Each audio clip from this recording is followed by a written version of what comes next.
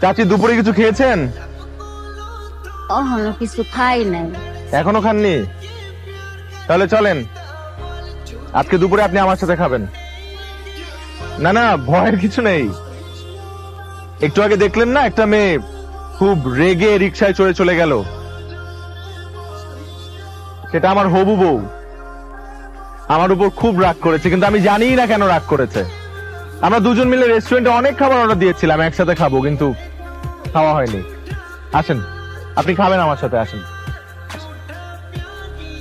খাবার মজা? খুব মজা। আর কিছু খাবেন চাচি? না, পেটটা খেলে টুমটুমা বইরা গেছে গা। তাহলে একটু দোয়া করে দিয়েন। দোয়া করি বাবা, মেলা বড় হও। না, আমি একা না, মানে আল্লাহ তুমি লিতু বৌমার মনটা নরম কইরা দিও। লিতু না ঋতু। আবার কোন লিতুর মন নরম হয়ে যায়? ঋতু বৌমার। লিতু বৌমার। না না, ঋতু। লিতু। বুঝছি, আপনি লিতুই বলেন। শুধু আল্লাহর কাছে বললেন যে লিতু বৌমার মন নরম হয়ে যাতে বিয়ের জন্য রাজি হয়ে যায়। আল্লাহ লিতু বৌমা জানি বিয়াতে রাজি হয়ে যায়, হক হইয়া দেয়। আমিন আমিন। চাচি, আপনার বৌমা যদি রাজি হয়ে যায় বিয়েতে, তাহলে আপনি, আমি আর আপনার বৌমা মিলে এখানে এসে একদিন লাঞ্চ করব অথবা ডিনার করব। হ্যাঁ, ওই দিনকে আমার স্বামীর আনুম। হ্যাঁ, অবশ্যই আনবেন স্বামীরে। বয়স যাই হোক না কেন, বুঝি না পৃথিবীর প্রতিটা মেয়ে এত সুন্দর করে হাসে কিভাবে। কিরে, ভাত খাবি না? রাত কটা বাজে, সে খেয়াল আছে? তোর জন্য আমি না খেয়ে বসে আছি। কতবার তোরে ডাকলাম। না, কথা বারবার বলো না তো। ঋতুর ফোন না পাওয়া পর্যন্ত আমি কিছু খাবো না।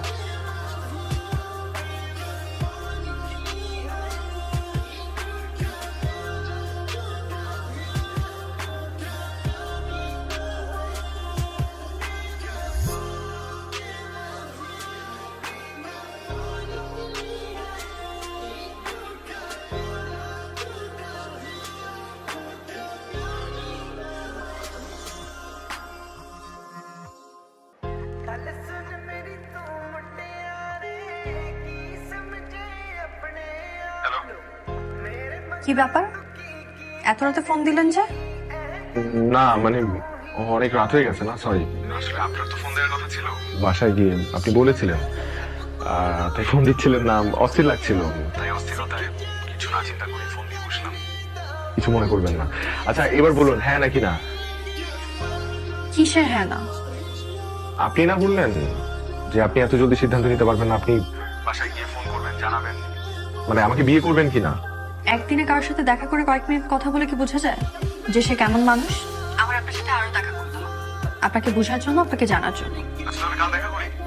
সম্ভব না, আমার কালকে খুব ইম্পর্টেন্ট একটা এক্সাম আছে। এক্সামের পর? সরি, সময় হবে না। আর কালকে দেখা করার কি দরকার? দেখুন, আমি মাত্র 28 দিনের জন্য আসছি, অনলি ফর 28 ডেজ। তো এর মধ্যে যদি আমরা দেখা না করি, আপনি আমার সাথে কথা না বলেন, আমাকে না চেনেন, না বুঝেন, তাহলে আপনি সিদ্ধান্ত নেবেন কি করে? আচ্ছা, আপনার এক্সাম কয়টায় কালকে? সকাল 10টায়। গ্রেট। আপনি তো ঢাকা মেডিকেল কলেজে পড়েন, রাইট? জি। চলুন, আমি এখন রাখবো, আমাকে ঘুমাতে হবে। তবে হ্যাঁ, আপনাকে থ্যাঙ্কস। থ্যাঙ্কস কেন?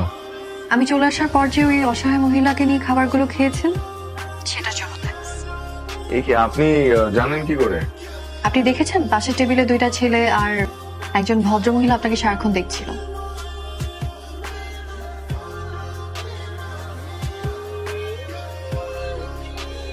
ওরা কারা জানেন?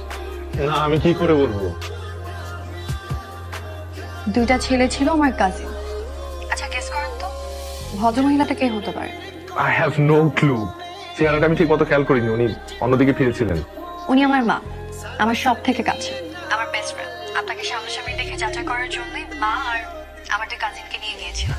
আমি চলে আসার পর আপনি যতক্ষণ ছিলেন তার আপনার সব কর্মকাণ্ড পর্যবেক্ষণ করেছি। আচ্ছা, তো পর্যবেক্ষণের রিপোর্ট কি পজিটিভ না নেগেটিভ? সময় হলেই জানতে পারবেন। এখন আমি রাখি, ঘুমাও। আচ্ছা না, শুনুন শুনুন শুনুন, আমি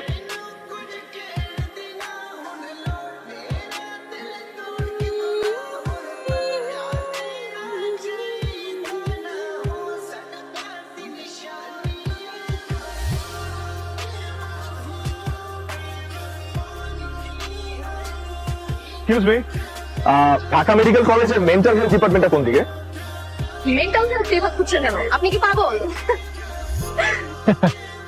বিশ্বাস করেন, এবার দেশে আসার আগে একদম ঠিকঠাক ছিলাম, কিন্তু দেশে আসার পর মনে হচ্ছে পাগল হয়ে গিয়েছে। ভাইয়া, আপনি তো কলেজে চলে এসেছেন। ও, আপনি আগে হাসপাতালে জরুরি বিভাগে যান, সেখান থেকে আপনাকে সঠিক জায়গায় পাঠাবে।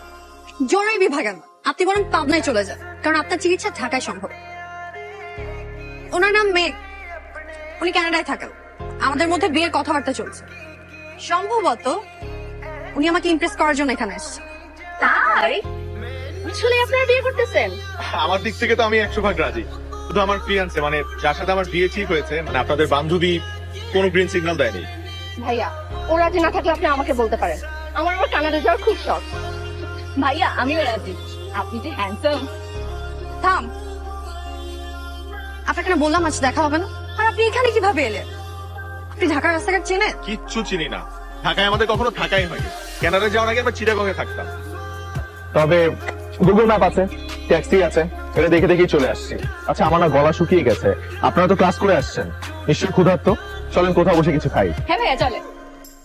না, আমাদের হাতে কোনো সময় নেই, আমরা এখন নীল খেতে যাবো বই কিনে। তাহলে আমিও যাই আপনাদের সাথে নীল খেতে।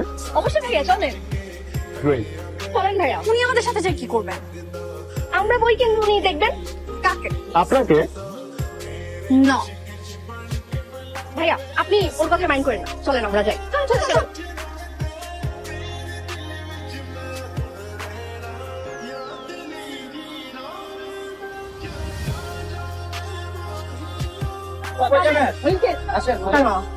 ভাইয়া, আপনারা দুজন তাহলে রিক্সা যান আর আমরা দুজন ওটায় চলে যাই।